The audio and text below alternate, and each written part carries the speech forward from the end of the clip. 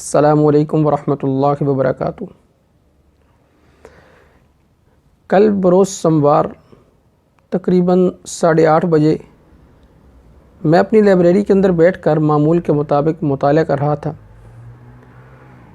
کہ اچانک وہ چھوٹا بھائی بھاگتا بھاگتا آیا تو مجھے آ کر کہنے لگا کہ بھائی آپ کو پتہ ہے مفتی ظفر علی خان صاحب ان کا انتقال ہو گیا ہے۔ تو میری نگاہیں بے ساختہ اس کے چہرے کی طرف چلی گئی۔ میں ٹکی باندھ کر اس کو دیکھنے لگا اور میری زبان سے بے ساختہ نکلا انا للہ و انا الیہ راجعون۔ چند لمحے کے لیے تو مجھے خود احساس نہیں ہوا کہ میں کہاں بیٹھا ہوں، اور ایک عجیب سی کیفیت طاری ہو گئی اور آنکھوں سے بے ساختہ آنسو جاری ہو گئے، اور میں سوچ رہا تھا کہ مفتی صاحب کا انتقال ہو گیا ہے۔ تھوڑی دیر کے لیے تو مجھے خود سمجھ نہیں آ رہی تھی کہ کیا ہو گیا ہے۔ مفتی صاحب میرے باقاعدہ استاد نہیں تھے، لیکن ان سے عجیب ایک قلبی تعلق تھا۔ 2010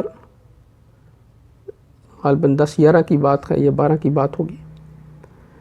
ایک ہم سارے ساتھی انسپیک میسنجر کے اندر ایک روم تھا فام القرآن، اس کے اندر ہم بہت سارے ساتھی جمع ہوتے تھے، وہاں بیانات بھی ہوتے تھے۔ تو وہاں حضرت مفتی ظفر علی خان صاحب رحمہ اللہ تعالی ان کے بخاری کے اسباق چلا کرتے تھے، اور بخاری کے اسباق میں حضرت جس انداز سے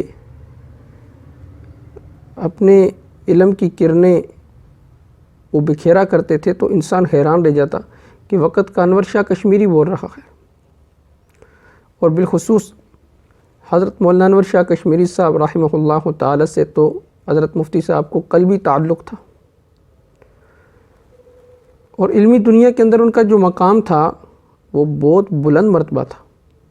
مولانا الیاس گمن صاحب دامت برکاتہم عالیہ ایک دفعہ فرمانے لگے کہ ہر بندہ اختلاف کرنے سے مفتی ظفر علی خان نہیں بن جاتا۔ تو وہ ایسے علمی انداز کے ساتھ کسی بات کو رد کرتے تھے، پتہ چلتا تھا کہ سارا علم اور سارے دلائل اسی طرف آگے ہیں۔ اور بالخصوص جب وہ فارسی کے اشعار پڑھا کرتے تھے اور بات بات پر اور موقع بموقع، اور پھر خاص طور پر جب کسی بات کو انہوں نے اپنی زبان میں کرنا ہوتا تھا تو بڑے عجیب انداز سے کرتے تھے، پتہ چلتا تھا کہ یہ اس بات کا یہی موقع ہے۔ پھر بات کرتے کرتے درمیان میں پشتو کی بات کر جاتے تھے، اور ہم حیران ہوتے تھے کہ ہر کیسی موقع کے اوپر کیسی بات کرتے اور کیسا فارسی کا شعر بولتے۔ سب سے بڑی بات یہ تھی کہ ان کا علم جتنا زیادہ تھا، ان کا قد کاٹ جتنا زیادہ تھا، قدر و منزلت جتنی زیادہ تھی، اتنے ہی زیادہ وہ باعمل بھی تھے۔ اب یہ نہیں کہ صرف قد و کاٹ تھا، علمی اعتبار کے ساتھ بھی وہ اپنی ایک حیثیت، اپنا ایک مقام و مرتبہ رکھتے تھے۔ مجھے ان کے درس میں ان کی یہ بات آج بھی یاد ہے کہ کہنے لگے کہ جب میں نیا فارغ ہو کر اپنے گاؤں میں گیا تو گاؤں کی جو بوڑھی عورتیں تھیں وہ آتی اور آ کر میری قبر پر ہاتھ پھیرتی، پھر فرمانے لگے کہ میں کہتا یہ غیر محرم ہیں، نامحرم ہیں، میں ان سے دور رہتا۔ تو بوڑھی عورتیں تھیں، عمر بہت زیادہ تھی،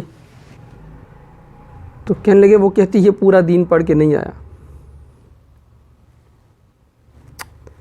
علم کا ایک عجیب باب تھا جو آج بند ہوا، اور اس سال میں تو جتنے صدمے دیکھنے کو ملے ہیں، وہ کہتے ہیں کہ ہیرے کی پہچان جوہری کے پاس ہوتی ہے۔ موچی اور نائی کو کیا پتہ کہ ہیرے کی قدر و قیمت کیا ہے۔ حضرت مفتی صاحب کی جانب سے جو علم کا ایک خلا پیدا ہوا ہے وہ کوئی دوسری شخصیت پور نہیں کر سکتی۔ اور اس سال ابھی تک علماء کے جو صدمے سنے ہیں، علماء کے جانے کے، ہم نہ جانے آگے کن کن کے صدمے سننے پڑیں گے۔ اور یہ حدیث مبارکہ میں جیسے آتا ہے کہ قرب قیامت کے نزدیک علم کو اٹھا لیا جائے گا، کہ رسول علم کے اٹھانے سے کیا مراد ہے؟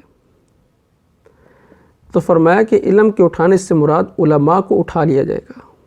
اگر دیکھا جائے تو اوپر نیچے جیسے اعلی علم اور راسخ فی العلم لوگ جا رہے ہیں، قرب قیامت کی نشانیوں میں سے ایک نشانی ہے۔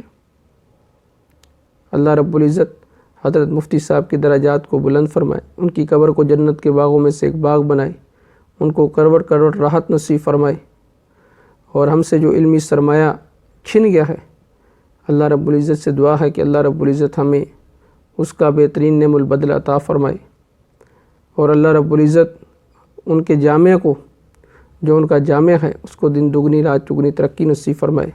انہی الفاظ پر میں اکتفا کروں گا۔ السلام علیکم ورحمۃ اللہ وبرکاتہ۔